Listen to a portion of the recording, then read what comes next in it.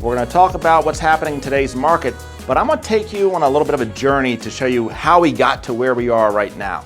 Home appreciation from 2006 to 2011 averaged a negative 4.5%. We come out of the Great Recession from 2012 to 2019, home appreciation averaged a positive, and then we get into 2020, the pandemic hits us, and a lot of us were wondering what's going to happen to the housing market. Well, astonishingly, what we saw is the last 2 years, home prices have appreciated by 11.67%.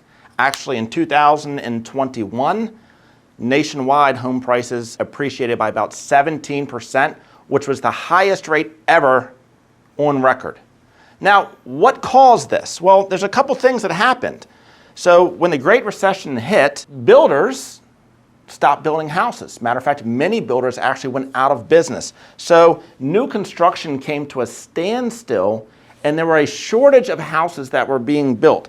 Combine that with investors, because of low interest rates, investors snapped up properties to become rentals at an astonishing pace. As a matter of fact, in the fourth quarter of 2021, investors bought about 20% of the inventory that was available nationwide. So you have a shortage of houses that are being built from builders. You have investors that are buying properties to turn into long-term rentals due to low interest rates. And then we have baby boomers. So look at it from a generational standpoint. The baby boomer generation controls about 65% of the real estate nationwide. Many baby boomers decided not to move, or maybe they bought the house that's going to be their forever home. So those houses are not coming on the market. The whole time we've had extremely low interest rates. As a matter of fact, in 1980, the average interest rate for a 30-year fixed rate mortgage was 17.5%. So we have a shortage of supply, combined with the millennial generation are going into their peak home buying years. So not only do we have a supply shortage, but we now have an increase in demand. Those two factors alone have caused home values to appreciate at an unprecedented rate. So what does that mean for us today? Well, interest rates have been in a downward trend for 20 years.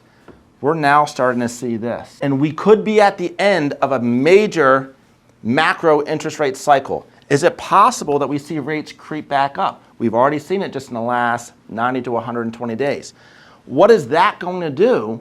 Well, if home price appreciation continues in this direction, housing becomes unaffordable. If interest rates go in that direction, the cost of housing becomes unaffordable for a lot of people. That, this year, could cause a shift. But one of two things will most likely happen this year.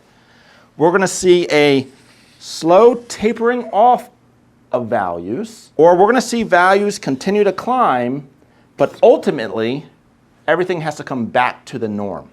Ultimately, we can't have runaway home price appreciation. What we're hoping for right now is a leveling off, and maybe we stay flat for a couple years. If we don't see a leveling off and we see the rapid appreciation that we've seen, we could see a more dramatic shift. So what does that mean to you? Well, if you're thinking about buying a house, now's a great time to lock in a great interest rate. I don't think we'll ever come back to the low or high two, the mid or high two interest rates again. So if you're thinking about buying a house, now's a great time to lock in that rate. If you're on the bubble about selling, what is your time horizon? Do you need to sell right now? Or if you have a 0 to 5 year time horizon, now may be a good time.